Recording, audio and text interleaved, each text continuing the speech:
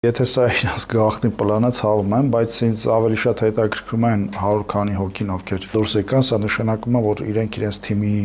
նկատմամբ վստահություն չունեն ու ինչ որ, այսպես ասենք, չիստկաներ են անում։ Լավ իմանալով, որ քաղաքացիական պայմանագիր կուսակցության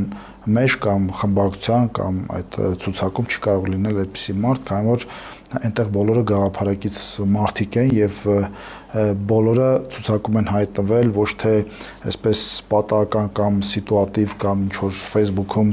այսպես մոնիտորինգ անելով եւ պեղելով նման մարդկանց, այլ իրենք երկար ժամանակ ճանապարհ են անցել թիմի հետ, ապացուցել են, որ իրենք թիմակիցներ են։ Վերջին ընտրությունների նախընտրական արշավի ամբողջ ժամանակահատվածում, երբ որ ես շրջում էի եւ Երևանով եւ տարբեր մարզերով քաղաքացիների առաջին ուրեմն հարցերը բարձրաձայնած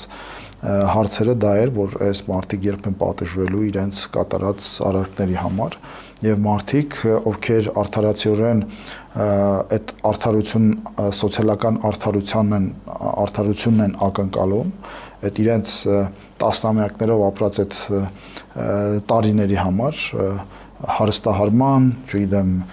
նսեմացման, արտագաղթի եւ այլ ապօրինությունների համար այդ մարդիկ ակնկալում են դրանց պատասխաներ։ Ցավալիորեն մեր հասարակության մեջ կան ամբարո մարդիկ, ովքեր պատրաստ են իրենց ձայնը իրավունքը ծախել եւ ցավալիորեն կա նաեւ դրա գնորդը եւ տեղի ունեցել գործարք, այսինքն միանգամյա գործարք, այդ մարդիկ, ովքեր ընտրակաշարքով գնացել են եւ ընտրել են, գումար են վերցել եւ գնացել են, մարդիկ չեն ասել, որ հետագայում էլ այ մենք դուրս կգանք փողոց, այսինքն դա միանգամյա գործարք է եղել, մարդը ծախել է իր իրավունքը,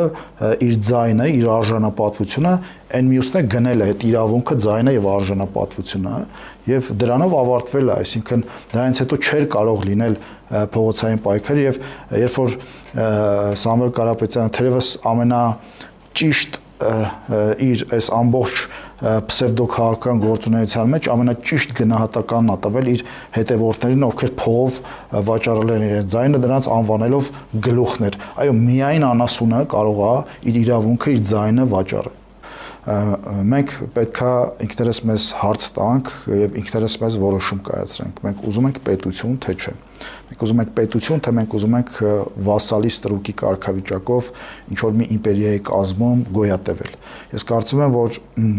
հունիսի 7-ի ընտրությունները նաեւ դրա մասին են եւ մեր հասարակությունը, մեր ընտրողները, Հայաստանի Հանրապետության քաղաքացիները այդ որոշումը կայացրեցին, որ իրենք ուզում են պետություն ունենալ